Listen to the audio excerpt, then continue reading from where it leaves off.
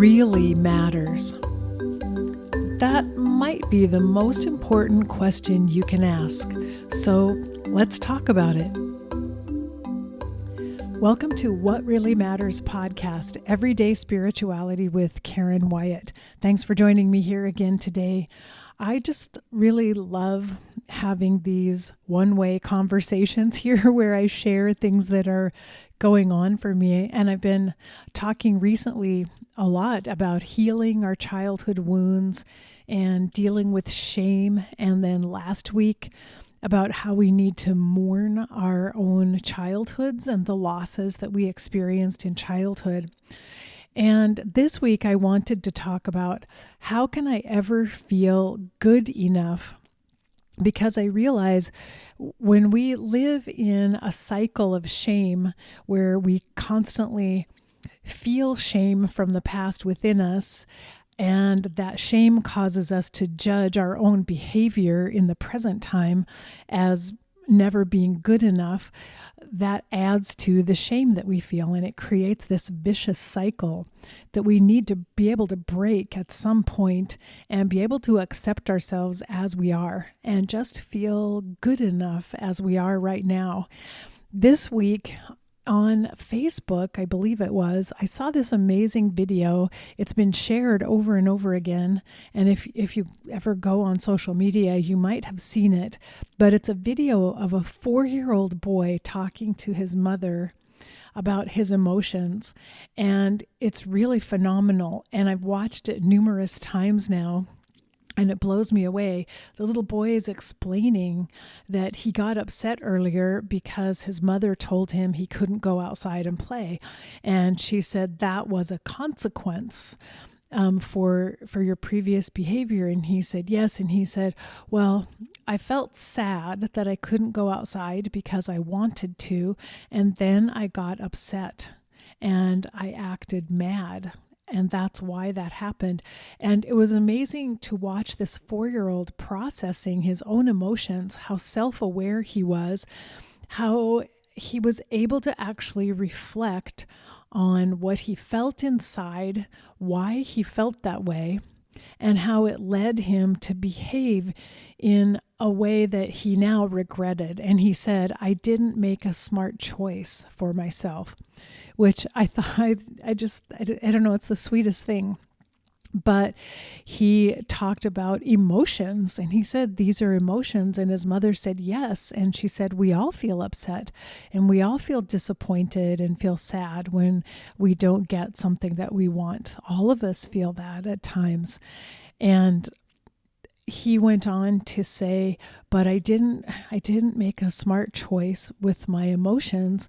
And he showed regret, that he was sorry for the way he had behaved.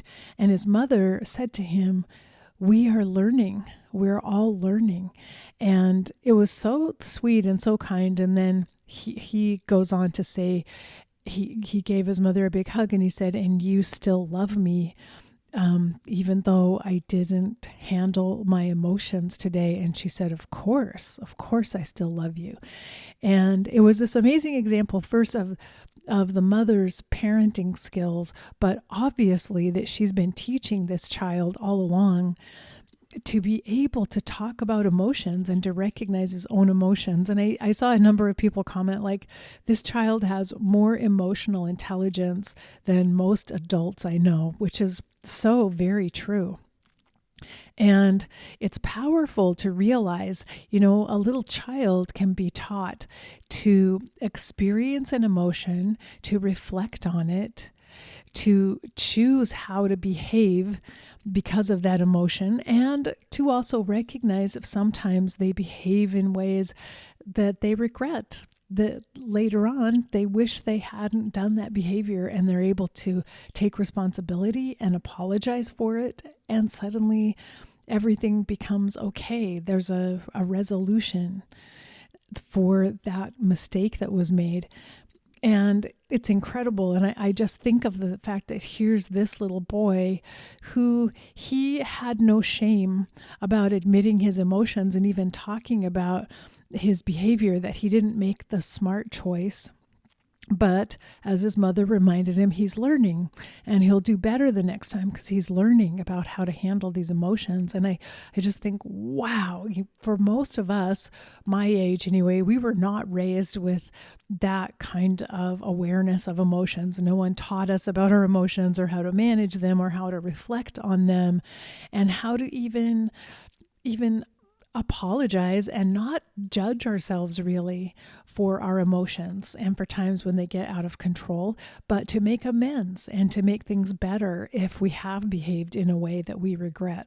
So anyway, it's a powerful little video, and I think there are a lot of adults who've watched it who are sitting back thinking, wow, I need to behave like this 4-year-old. I need to get to this place where I can live with my own emotional being the way this child can, the way he's been taught to do by his mother.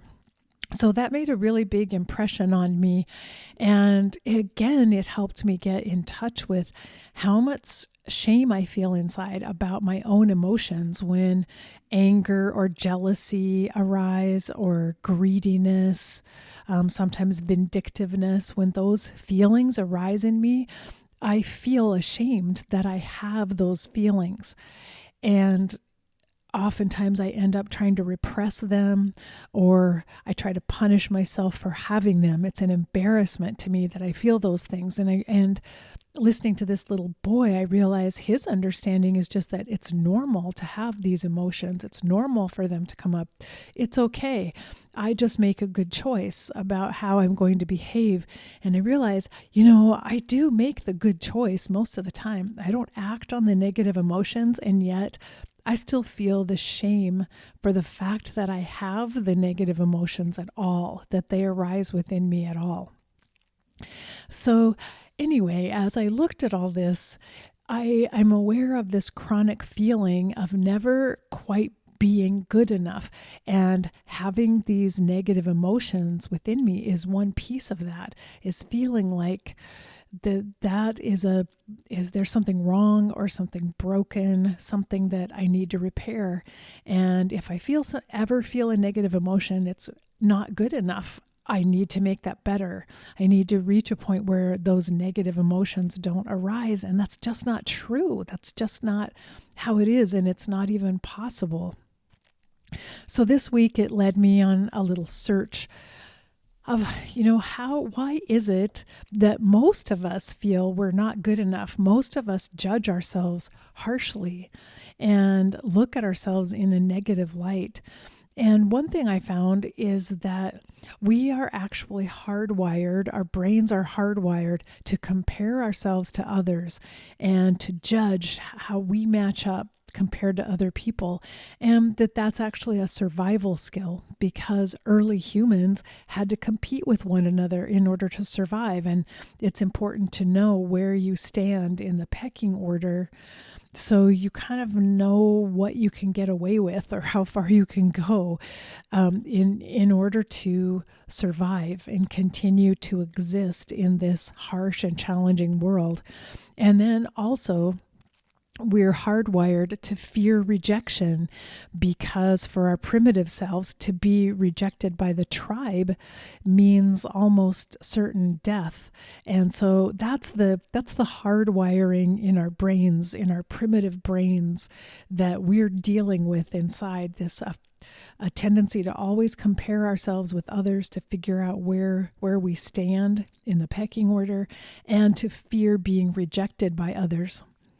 So it makes sense that we're pretty hard on ourselves. We judge ourselves, and it feels like a big deal if it seems like we're not good enough. It feels pretty threatening, and we have a desire to do better and be better. And on the one hand, that's a good thing, because that's the drive that helps us keep learning and growing. But it's the fact that the drive to learn and grow is accompanied by this sense of shame and a sense of not being good enough, not being as good as other people are. So again, watching this 4-year-old boy who didn't judge himself in a negative way at all and didn't seem to feel shame, he could just talk about his emotions in a matter-of-fact way, explain them, understand them, and learn about them. and then make an apology when it was necessary. And that's phenomenal. Like, that's actually where each of us would like to be, and we each need to be in terms of how we manage our emotions.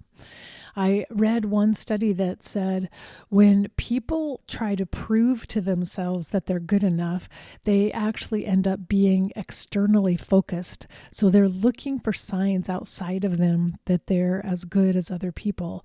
And they may focus on things like success, how much money they make, what they achieve, fame, beauty, and looking for any of those external reminders of being good enough actually causes the opposite reaction, actually causes us to feel chronically bad about ourselves, because when we look outside of ourselves for validation, we simply don't find it there.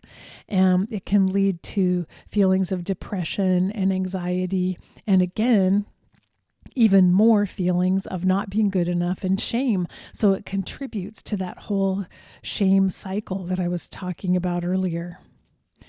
And this particular person advises shifting our focus away from trying to be good enough externally and looking within at how we're growing as people and focusing on practicing compassion and gratitude and forgiveness, all of which I believe in. But I also understand if we are trapped in a cycle of shame, it's very hard to be genuinely giving to other people because we simply don't feel that we're good enough to give to them. We question whether or not, what do I have that anyone else would want? How am I good enough to create something that would help someone else? So, I understand this idea of shifting the focus on how we can be compassionate toward others, but I think we have to heal something within us before we can get to that point. And it comes back once again to self-compassion, which I've talked about over and over again.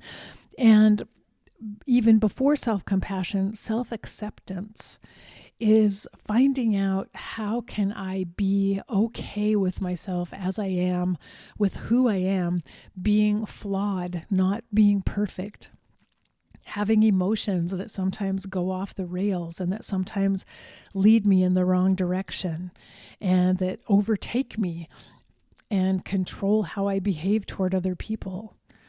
And how can I accept that I'm good enough even with my flaws and even as I am.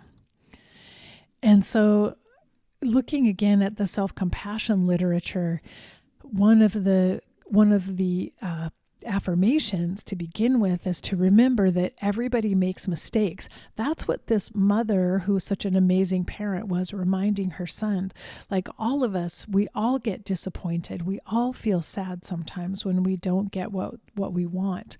And that's such a good reminder for us as we reparent ourselves to say, hey, you know what? This is totally normal. Of course I feel these things. Of course I feel angry. I feel jealous. I feel greedy.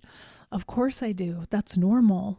Everyone feels that way. It's all right that I have those feelings. I'm not alone in that. And the second half of that the mother reminded her child of is, I'm learning. I'm learning as I go. And so the more I'm able to get comfortable with myself as a flawed human being who's definitely not perfect, the more I am able to sit and look at these emotions that arise in me and accept them as they are, and even accept my behavior when it doesn't match up to what I would like it to be.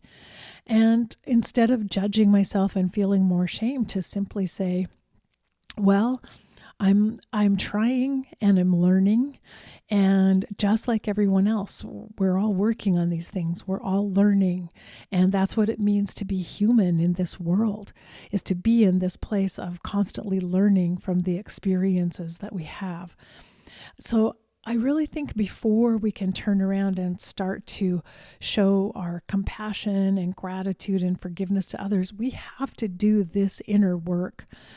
And we have to develop the emotional skill within ourselves to sit with our flaws and to look at our shadow and look at our imperfections and our wounds and not judge, not run away and hide, not try to repress it, not condemn ourselves, but to sit and simply be with the reality of how it is.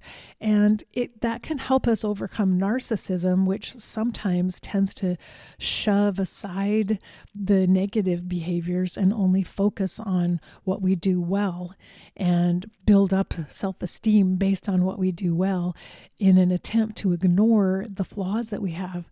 But we're way better off if we can just sit with those flaws and sit with our mistakes and allow them to be there and practice being comfortable with who we really are, all the good and all the bad, all mixed together.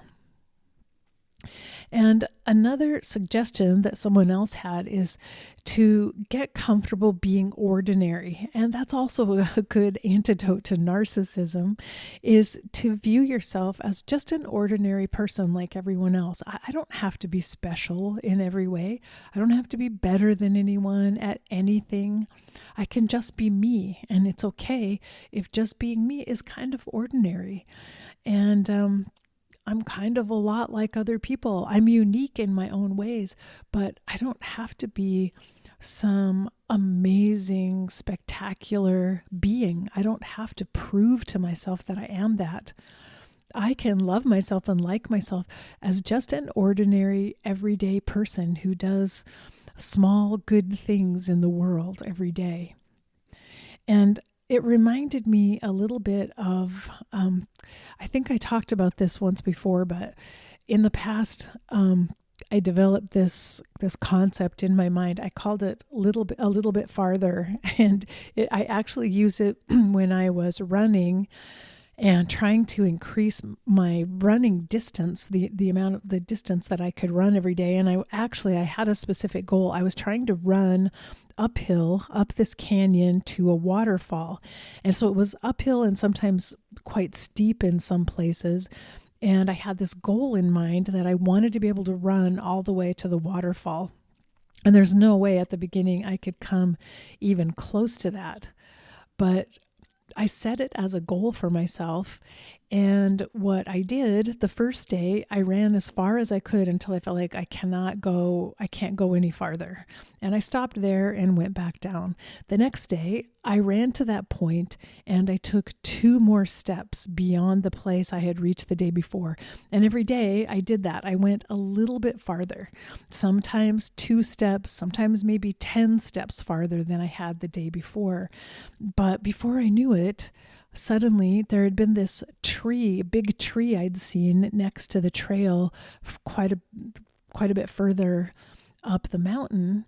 And before I knew it, I was able to run all the way to the tree. It was phenomenal. And so every day I could see just a tiny bit of improvement, getting a tiny bit better.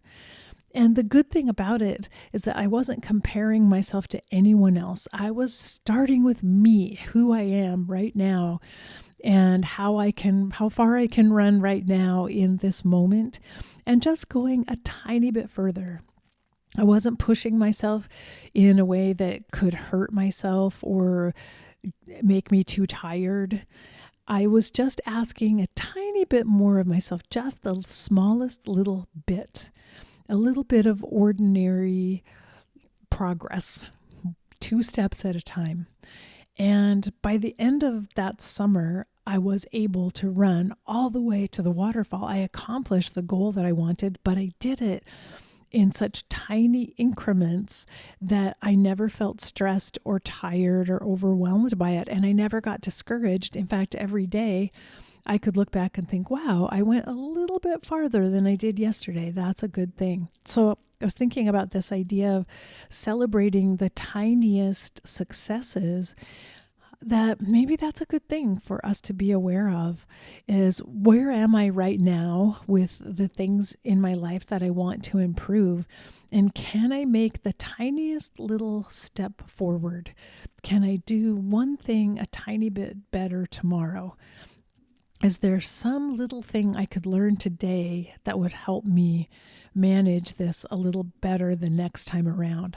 So I do like that idea of finding joy in our tiny little moments of improvement, which is kind of ordinary again, and not expecting ourselves to be spectacular, amazing, just allowing ourselves to take little steps and be pleased and happy with the little bit of progress that we make as we go, and also be comfortable on the days when we don't make progress. Maybe there are days we don't try because we're too tired that day, or maybe there's a setback and we have to go back a little bit and redo some of the progress again. That's okay too. We learn as we go, and we're working toward a small goal a little bit at a time, and we're accepting and non-judgmental of the days when it just doesn't go as well as we wished it would go. I think that's a really good way to proceed as we try to figure out how to feel good enough about ourselves. And another idea that someone else had is being helpful to other people. And what occurred to me is that maybe in the beginning, we could try being helpful to strangers in the tiniest way. And maybe it's something, the simplest thing, like just holding a door for someone. Or maybe we help someone pick something up that they dropped on the sidewalk when they were passing us. The smallest, simplest thing. And if we start by reaching out to a stranger, there's very little at risk there. These are people that don't even know us, that we may never see again. They're not judging us. They have no expectations of us. There's no reason for us to fear that we'll be rejected or judged by the other person. And we can make this tiny gesture of something kind that says, oh, I recognize you could use a little bit of help right now. Here you go. I'm here. I'll help you. And that tiny gesture is something, again, that we can build on over time, a little bit more and a little bit more. And I think this idea of being helpful to a stranger is a really good way to start, because as I was saying before, sometimes our shame is so great and our self-judgment is so great that we honestly don't believe that we have very much to offer other people around us. And it may feel too risky if I try to help someone that I know and I fail at it, or it isn't truly very helpful, or the other person doesn't appreciate what I do. There's risk there that I'm going to feel more self-judgment. I'll feel more shame and self-judgment. I won't feel that I lived up to what I was trying to accomplish. So again, if we do the tiniest little bits of kindness for people we don't even know, that's a great way to start. A great way to start going outside of ourselves and even seeing, you know what? Hey, I'm good enough. I'm good enough to do something nice for someone who needed something and needed just a little bit of kindness in their lives. So that's something I feel really good about, the idea of starting by helping strangers. And again, because you can totally just be yourself. You don't have to be someone amazing and wonderful to help someone pick something up off the ground that they dropped. You can just be yourself, and you can make that small gesture. So to just reiterate some of what I was talking about, and to go back to the lessons learned from the 4-year-old boy who's like already such an amazing teacher for all of us, is first to just allow ourselves to be aware of the emotions that are arising and to sit with them and not judge them. Sit with them until we understand them, till we kind of see clearly what those emotions are, and we can also understand where they came from and why they're rising up within us, and be able to accept them. If they're emotions we don't necessarily like, we don't feel good about, but be able to accept them as they are. And in the process of feeling and experiencing the emotions, be able to also see our own behavior because of the emotions. How did the emotions affect our choices and the way we behave towards someone else or what we said or did? And is there something we feel disappointed about in our own behavior? Is there something maybe we need to apologize for or make amends? Or maybe we need to hold ourselves accountable in some way, but then also say to ourselves, it's okay. I made this mistake. I didn't make the best choice today, but I'm learning and I could do a little bit better tomorrow because of what I learned today. So remember, none of us are alone. We all make mistakes. We all feel negative emotions. They're going to arise in us. They're not shameful. There's nothing to feel bad about having powerful, sometimes negative emotions that come up in us. And we're learning how to manage them. We're learning how to understand them, see where they come from. We're learning how to accept them. And we're learning how to apologize and make amends when we need to, when that's an important step for us to take in order to feel whole. So I'm learning every week. I'm learning new things, and it's great. It's really wonderful at my age to be picking up some new ways of thinking about myself and looking within myself. And I hope you feel that too in your own life. And I hope some of these insights I have sometimes are helpful to you as well. And thank you to all of you who reach out from time to time and send me messages. I really appreciate hearing about why you listen or how some of the things I share have been helpful to you. That helps me to know that this is a good thing that I should continue to put my time and energy into. So thank you so much for that. I'll be back next week with another topic to discuss. And until then, remember that we're here for love. That is our prime directive in a way, to learn how to love as purely and clearly as we possibly can. So face your fear, be ready for whatever life brings you next, and love each and every moment of your very precious life. Bye-bye.